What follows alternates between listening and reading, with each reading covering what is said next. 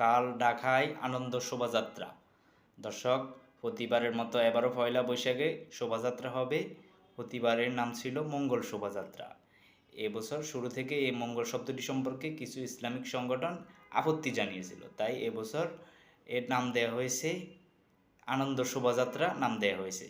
আগামীকাল পয়লা বৈশাখে সকাল 9টায় চারুকলা হয়ে টিএসসি হয়ে আবারও চারুকলায় গিয়ে থামবে এই শোভাযাত্রাটি। দর্শক, এখানে বলা হচ্ছে যে বাংলাদেশে বাস করা 28টি জনগোষ্ঠীর অংশগ্রহণ থাকবে, অর্থাৎ বাংলাদেশে বাস করা 28টি জনগোষ্ঠীর সবার অংশগ্রহণ থাকবে। একটা স্বতঃস্ফূর্ত একটা শোভাযাত্রা হবে বলে আশা করা হচ্ছে। এবারের শোভাযাত্রায় মোটিভের মধ্যে স্বৈরাচারের দ্বৈত রূপের প্রতিকৃতি নিয়েও বেশ আলোচনা হচ্ছে সামাজিক যোগাযোগ মাধ্যমে।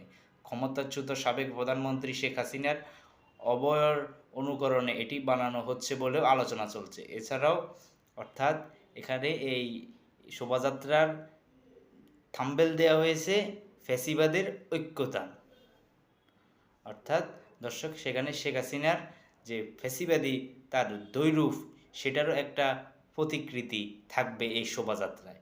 এছাড়াও বড় আকৃতির ইলিশ মাছ, কাঠের বাঘ, শান্তির পায়রা, ঘোড়া, পাখি, পালকি, মুগ্ধর পানির বোতল, ইসরায়েলি বর্বরতার বিরুদ্ধে ফিলিস্তিনির প্রতি সংহতি জানিয়ে তরমুজের ফালি, সুলতানি ও মুঘল আমলের মুখোশ, রঙিন চরকি, তালপেতার, সেপাই, পটচিত্র ইত্যাদি থাকবে বলে আয়োজকরা জানিয়েছে। আয়োজকরা জানান, তরমুজ ফিলিস্তিনের কাছে প্রতিরোধ ও অধ্যাবসায়ের প্রতীক। মূলত এটি তাদের পতাকা বোঝাতে ব্যবহৃত হয়ে থাকে। এর কারণ হলো ফলটির বাইরের অংশের রং সবুজ আর ভেতরের অংশগুলোর রং লাল, সাদা ও কালো। এই রঙগুলো ফিলিস্তিনির পতাকার রঙের সঙ্গে স্বতঃস্ফূর্ত। এই এবারের শোভাযাত্রায় অন্যান্য মোটিভের পাশাপাশি ফিলিস্তিনি সংগ্রামের প্রতিও সংহতি জানিয়ে তাদের প্রতীক হিসেবে তরমুজের মোটিভও রাখা হয়েছে। দর্শক, এখানে ফিলিস্তিনিদের প্রতিও একটা সংহতি থাকবে।